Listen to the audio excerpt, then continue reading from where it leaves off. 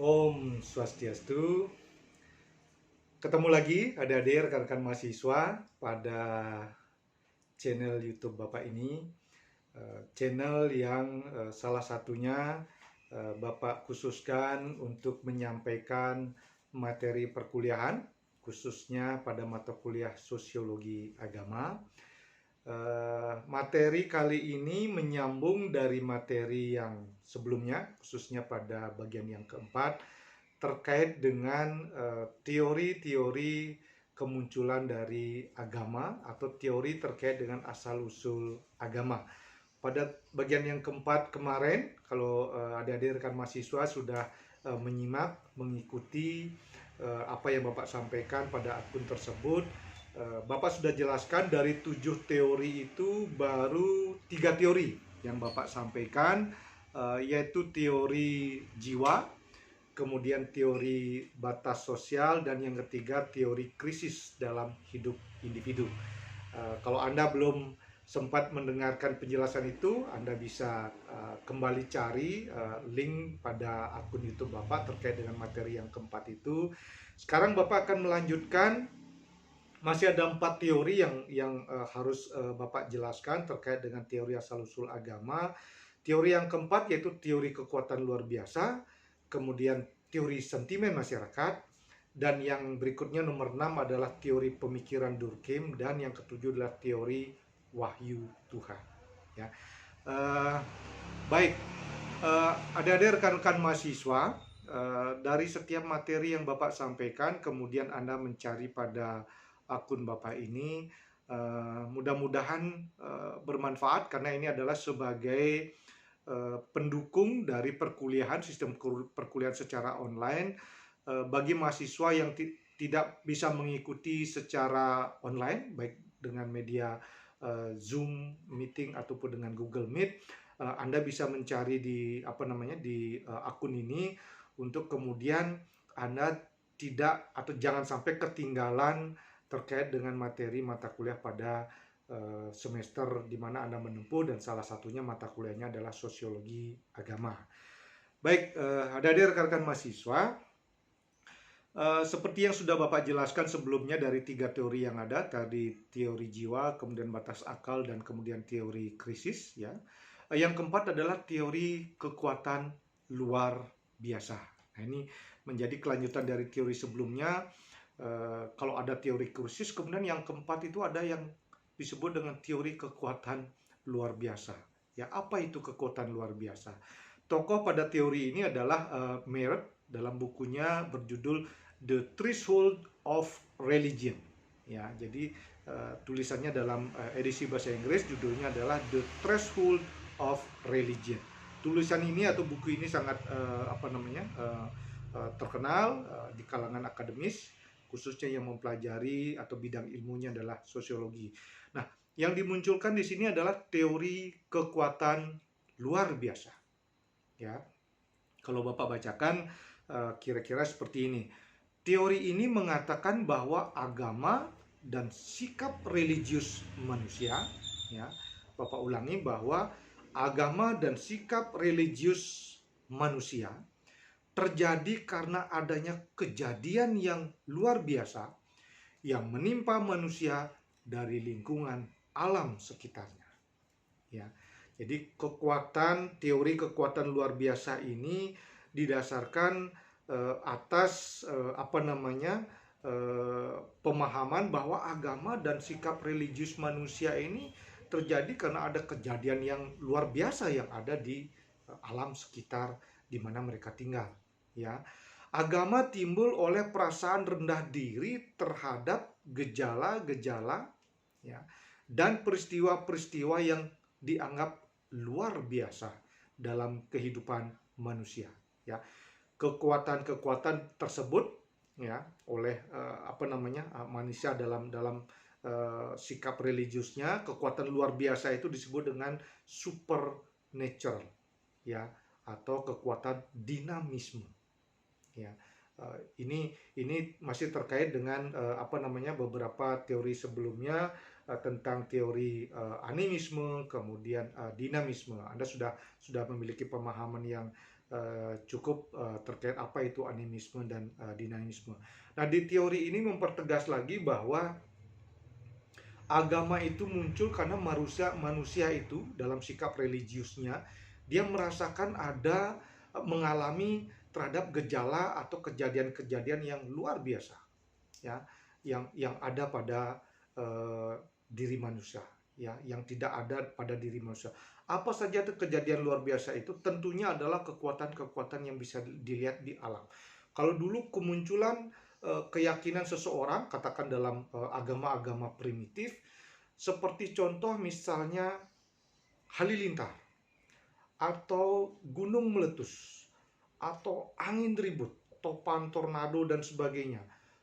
Manusia mengalami kejadian-kejadian tersebut yang setelah dipikirkan siapa yang mengadakan kejadian yang luar biasa ini? Tiba-tiba kenapa ada halilintar? Ya, sehingga pada zaman Romawi kuno diyakini bahwa petir itu terjadi dan bahkan itu menjadi alat yang dipergunakan oleh para dewa, ya. Dalam hal ini adalah dewa yang menguasai petir, ya. Demikian sikap religius manusia yang menyatakan bahwa kejadian-kejadian luar biasa itu adalah kejadian-kejadian yang ada di luar dirinya, dan itu merupakan kekuatan yang diyakini sebagai kekuatan supernatural, ya. Kekuatan adik kodrati itu ada di situ. Inilah yang kemudian memperkuat dari ilmu sosiologi teori kekuatan luar biasa ini terkait asal usul atau munculnya agama di muka bumi ini, ya. Jadi yang nomor 4 setelah yang nomor 3, dari 1 2 3 itu, yang keempat adalah teori kekuatan luar biasa. Bapak akan lanjutkan. Nah, yang kelima dari 7 teori itu yaitu teori sentimen kemasyarakatan, ya. Tokohnya kembali seorang tokoh sosiologi yang terkenal yaitu Emil Durkheim, ya. Menulis melalui pemikirannya pada buku yang judulnya adalah Elementary Form of the Religion Life. Jadi bentuk dasar bagaimana manusia kemudian hidup beragama, ya.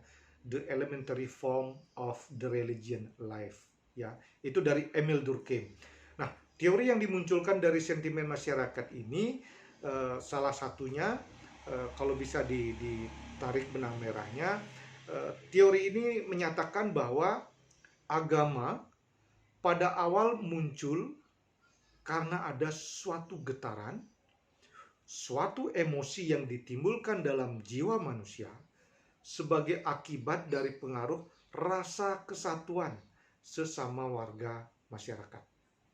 Jadi kalau kita berbicara terkait dengan komponen masyarakat, tidak saja seperti masyarakat modern saat sekarang ini, kalau kita tarik jauh ke belakang masyarakat primitif di mana manusia itu hidup berkelompok. Kelompok-kelompok yang dianggap sebagai kelompok sesama, ya, apakah itu berdasarkan warna kulitnya, berdasarkan asal daerahnya, berdasarkan kesamaan pola hidupnya, apakah dia petani, nelayan dan sebagainya. Jadi mereka mengalami sesuatu getaran, ya, seperti emosi yang ada dalam dirinya yang dirasakan sama oleh kelompok masyarakat itu. Itulah juga menjadi asal usul dari kemunculan agama-agama. Ini yang dimaksudkan oleh teori ini sebagai teori sentimen kemasyarakatan, ya. Jadi ada perasaan jiwa, ada emosional yang dirasakan bersama-sama oleh komponen masyarakat yang mereka golongannya adalah golongan yang sama, ya. Apakah berdasarkan profesi, apakah berdasarkan apalagi kalau tadi Bapak sampaikan dari masyarakat primitif, manusia purbakala di mana saat dulu hidup dengan cara hidup nomaden, berpindah-pindah, mereka hidup berkelompok. Mereka saling tergantungan dengan yang lain, bahkan hidupnya pun menjadikan mereka memiliki pola yang sama. Apakah mereka sebagai kelompok masyarakat berburu, ya, apakah mereka sebagai masyarakat berkelompok sebagai nelayan atau yang lainnya, ya. Ini menjadikan kekuatan emosi yang dialami oleh getaran-getaran emosi yang dirasakan oleh komponen masyarakat itu yang menjadikan mereka memiliki sebuah keyakinan yang sama. Ya, kalau di Bali, pada masyarakat Bali, masyarakat agraris, ada yang disebut dengan sistem subak, di mana subak ini merupakan suatu sistem pengelolaan pengairan, sistem pertanian yang sudah muncul sekitar 1.500 tahun yang lalu hingga sekarang masih ada. Nah, kelompok-kelompok masyarakat ini kemudian mereka memiliki getaran emosi yang sama dan kemudian melakukan penghormatan, pemujaan, persembahyangan kepada dewa yang menguasai pertanian. Ya, dalam hal ini dalam agama Hindu Bali misalnya adalah Dewi Sri. Ya, kemudian mereka membuat kegiatan-kegiatan yang pada saat mencapai sebuah keberhasilan atas upaya mereka, misalnya panen dan sebagainya, mereka menghaturkan sesuatu sebagai sembah wujud kepada Dewi Sri. Ya, kemudian mereka membuat tempat persembahyangan, misalnya Pura Ulun Sui atau Pura Suba, ya, yang terkait dengan profesi mereka. Nah, itu contoh yang di Bali. Itu pula yang terjadi pada saat awal kehidupan manusia yang kemudian menjadi dasar kemunculan dari agama. Adanya sentimen masyarakat yang tumbuh karena getaran dan emosi individu dalam kelompok-kelompok sesama. Ya, itu teori yang kelima terkait dengan teori sentimen kemasyarakatan. Masih ada 2 teori lagi. Yang keenam adalah teori Durkheim. Ya, teori ini atau boleh dikatakan kerangka-kerangka dari pemikiran Durkheim. Apa saja yang ada dalam pemikiran Durkheim ini terkait dengan asal-usul agama? Salah satunya yang pertama, dituliskan bahwa agama muncul dari getaran jiwa, ya, atau emosi keagamaan yang timbul dalam alam jiwa manusia dahulu karena pengaruh suatu sentimen kemasyarakatan. Ini masih ada kaitannya dengan teori yang kelima tadi, ya, tentang teori sentimen kemasyarakatan. Tapi ini muncul juga dari pemikiran Durkheim. Nah, kemudian yang berikutnya, yang kedua, bahwa sentimen kemasyarakatan dalam batin manusia, ya, dalam batin manusia dahulu berupa satu kompleksitas perasaan, ya, yang mengandung rasa terikat, rasa bakti, rasa cinta, dan perasaan lainnya terhadap masyarakat sesama mereka semasa mereka hidup. Ya, ini menjadi salah satu pemikiran Durkheim bahwa batin manusia berupa satu kompleksitas perasaan, ya, di mana di dalamnya ada rasa keterikatan, rasa bakti, rasa cinta, ya, yang dirasakan secara bersama-sama di masa hidupnya. Inilah yang juga menjadi pemikiran atau teori terkait dengan munculnya agama-agama itu. Ya, selain sama dengan teori sentimen masyarakat, Durkheim juga memiliki pemikiran terkait dengan getaran jiwa pada individu dalam kelompok masyarakat.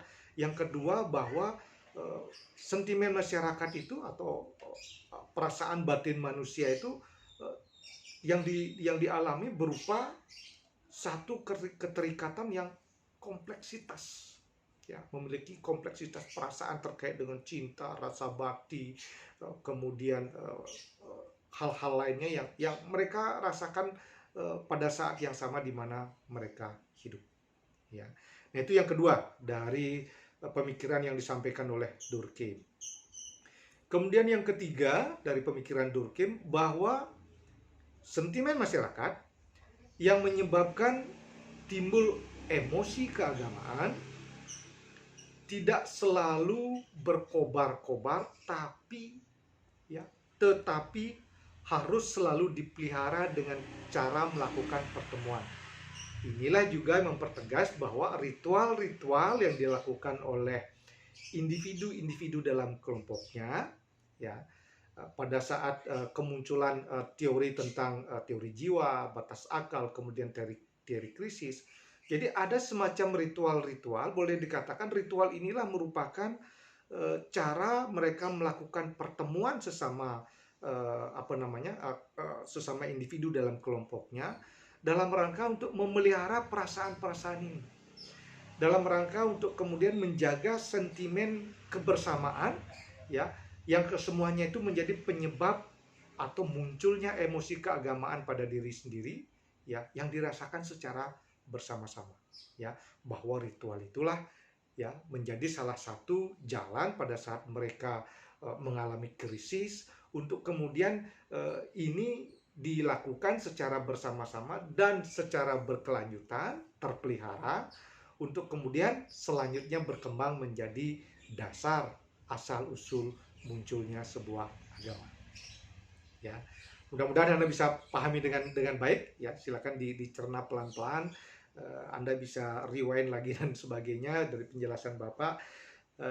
Nah, kemudian kalau Bapak lanjutkan yang ketiga dari pemikiran Durkheim ini, disampaikan bahwa emosi keagamaan yang muncul atau yang timbul dari sentimen kemasyarakatan membutuhkan suatu objek tujuan yang bersifat keramat. Ya, jadi ada ritual, ya, ada aktivitas secara rutin yang mereka lakukan, kemudian ada tujuan, ya, untuk kemudian tujuan itu boleh dikatakan lambat laun bersifat keramat, bersikap sangat secret, bersikap cukup rahasia yang hanya bisa dipahami oleh kelompok mereka masing-masing. Itulah kemudian asal-usul agama itu pada saat agama memiliki sebuah tempat peribadatan, tempat untuk melakukan pemujaan, tempat pemujaan itulah menjadi tujuan bahwa tempat pemujaan itu sifatnya adalah keramat, ya, sakral. Ya, kalau di Bali beberapa pura-pura besar yang dibuat oleh kelompok-kelompok tertentu, dibuat oleh para leluhur orang Bali, sebagian besar bersifat keramat. Ya, ini yang mempertegas dari asal-usul agama terhadap teori-teori yang mendukung dari kemunculan agama-agama itu. Salah satunya adalah pemikiran Durkheim ini. Ya, ingat sekali lagi kalau Bapak sampaikan emosi keagamaan yang timbul dari sentimen kemasyarakatan membutuhkan suatu objek tujuan yang bersifat keramat. Ya, Anda pasti bisa memahami. Silakan kemudian Anda perluas lagi dari penjelasan itu. Ya, dan kemudian dari sekian penjelasan terkait dengan pemikiran Durkheim ini terkait dengan suatu objek berupa tujuan yang dilakukan oleh masyarakat yang mengalami emosi keagamaan atau sentimen masyarakat. Objek keramat ini merupakan lambang dari masyarakat itu sendiri. Ya, memunculkan adanya tanda-tanda sebagai rasa sentimen bersama dalam keemosian agama, dan itu menjadi lambang yang dikeramatkan juga oleh masyarakat yang merasakan adanya getaran emosi keagamaan yang sama dari individu-individu pada sebuah kelompok masyarakat. Nah, inilah beberapa kerangka pemikiran dari Durkheim dalam rangka mendukung teori-teori terkait dengan asal-usul agama yang ada di dunia ini. Itu yang keenam. Kemudian yang terakhir, yang ketujuh dari teori yang Bapak ambil sebagai materi dalam sosiologi agama ini, ya, selain banyak lagi teori yang lainnya. Yang ketujuh yaitu teori wahyu Tuhan. Ya, teori wahyu Tuhan ini salah satu tokohnya adalah Andrew Lang. Ya, tokohnya adalah Andrew Lang. Bahwa agama muncul karena manusia, ya, manusia ini mungkin bisa tergolong manusia dengan tingkat spiritual tinggi atau manusia yang disebut rohaniawan, orang suci dan sebagainya, bahwa agama itu muncul karena manusia-manusia orang suci itu mendapatkan wahyu dari Tuhan.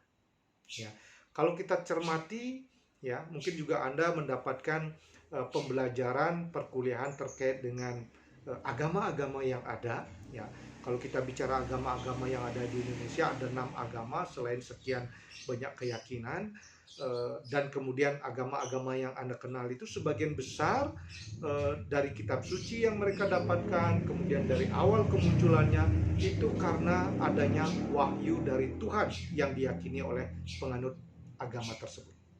Ya, ini menjadi teori yang mungkin Anda sudah dapatkan pada beberapa materi perkuliahan, bahwa dalam agama Hindu, kalau Bapak contohkan, agama Hindu salah satunya juga para maharsi menerima wahyu Tuhan, ya, sehingga kitab yang diturunkan yang diterima oleh para maharsi ini, kitab-kitab yang diterima melalui wahyu ini disebut dengan kitab Sruti.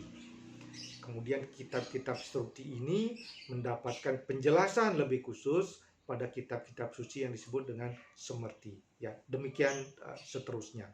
Nah, ini adalah salah satu teori yang kalau kita lihat dari 7 teori itu yang mendukung atau mempertegas terkait dengan kemunculan agama-agama.